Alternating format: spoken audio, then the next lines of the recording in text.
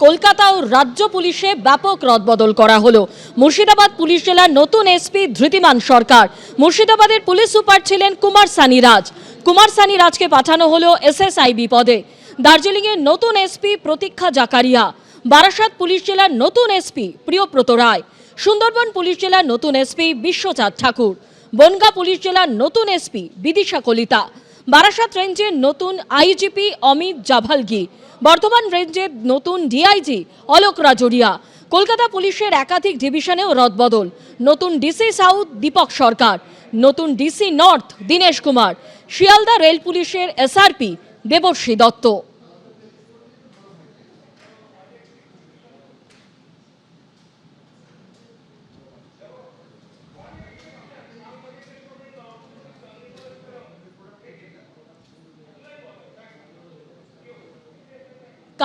কাল বাজেট পেশ করবেন কেন্দ্রীয় অর্থমন্ত্রী নির্মলা সীতারামন। আর এই বাজেট নিয়ে মধ্যবিত্তের মনে রয়েছে একাধিক প্রশ্ন এবং সঙ্গে রয়েছে প্রতীক্ষাও। অর্থনীতিবিদরা কি বলছেন শোনাবো। শেয়ার মার্কেটে ক্রমাগত যে বিদেশি পুঁজি ইনভেস্টমেন্ট হতো সেটার প্রস্থান হচ্ছে এবং যারা এখানে ইনভেস্টমেন্ট করতেন ফরেন ইনস্টিটিউশনাল ইনভেস্টার্স, তারা তাদের ইনভেস্টমেন্টটাকে ভারতবর্ষের বাজার থেকে তুলে নিয়ে যাচ্ছেন এবং সেটা তুলে নেওয়া যাওয়া মানে হচ্ছে যে তারা ডলারে কনভার্ট করে তাদের টাকাটা বাইরে নিয়ে চলে যাচ্ছেন। তাতে কী হচ্ছে, ডলারের ডিমান্ডটা বেড়ে যাচ্ছে এবং এর সঙ্গে সঙ্গে আপনারা দেখবেন যে সোনা রূপার দাম আন্তর্জাতিক বাজারে একটা লাগাম ছাড়া জায়গাতে চলে গেছে এবং এখন যে জিওপলিটিক্যাল টেনশন চলছে, প্রত্যেকটা দেশ তারা চাইছে যথাসম্ভব সোনা কিনবার জন্য, তারা অর্থনৈতিকভাবে আরও স্বাবলম্বী হওয়ার চেষ্টা করছে। ভারতবর্ষের ডলারের যে ভান্ডার সেটা কিন্তু ইরোশন হচ্ছে এবং তার জন্য কিন্তু আমরা দেখছি টাকা দিনকে দিন দুর্বল হচ্ছে এবং টাকা আজকে এমন জায়গাতে চলে গেছে যাতে কিন্তু ভারতবর্ষের অর্থনীতির যে গতিশীল জায়গাটা আমরা ধরে রেখেছিলাম সেই জায়গাটা কিন্তু নড়বড়ে হয়ে গেছে।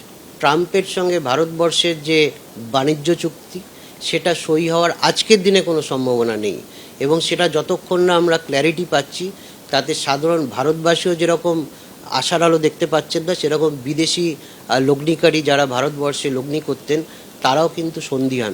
সরকারের কিছু কার্যপ্রণালী আছে, আরবিআই তার মধ্যে অন্যতম উইং, তারা কিন্তু চাইলে যে টাকার দামটাকে ধরে রাখার যে প্রক্রিয়া, সেই প্রক্রিয়াটাকে শুরু করতে পারে এবং আমি বলবো সেটাই হয়তো আজকের দিনে দাঁড়িয়ে সেটাই হয়তো ডিমান্ড করে, যেখানে আরবিআই বা সরকার এমন কিছু পদক্ষেপ নেবে সাধারণ বাজেটে যার মাধ্যমে আমরা দেখব যে টাকার যে অবমূল্যায়ন সেটাকে যাতে বন্ধ করা যায়। আমার মনে হয় যেহেতু তেলের দাম বাড়বে এর ফলে এবং তেল বাদ দিয়ে আমাদের চলবে না, ফলে তেলের ভেতরে যে আভ্যন্তরীণ কর স্ট্রাকচার বা কর কাঠামো রয়েছে সেখানে একটা পরিবর্তন করা উচিত।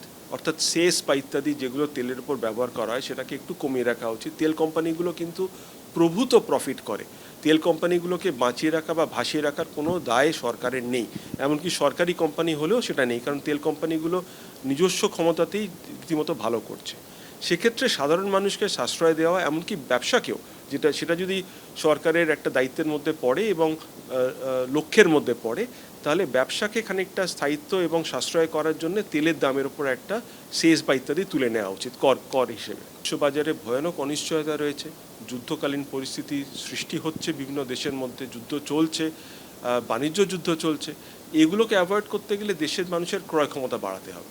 এই ক্রয় ক্ষমতা বাড়াতে গেলে কিন্তু আপনাকে দেশের মধ্যে জিএসটি কমিয়েও সেরকম কিন্তু মূল্য কমেনি, দ্রব্যমূল্য কমেনি। অর্থাৎ আপনি সাধারণ মানুষকে জিজ্ঞেস করলেই জানবেন যে প্রতিদিনের নিত্য প্রয়োজনীয় জিনিসের দাম কিন্তু কমেনি, কিন্তু জিএসটি কমানোর পরেও তা কেন কমে না? অর্থাৎ মধ্যস্বত্বভোগী আছেন কি না, অর্থাৎ মাঝখানে কোথায় আটকাচ্ছে দাম কমাতে, এই ব্যাপারে সরকারকে রীতিমতো প্রয়াস করে কিন্তু দাম কমানোর চেষ্টা করতে হবে।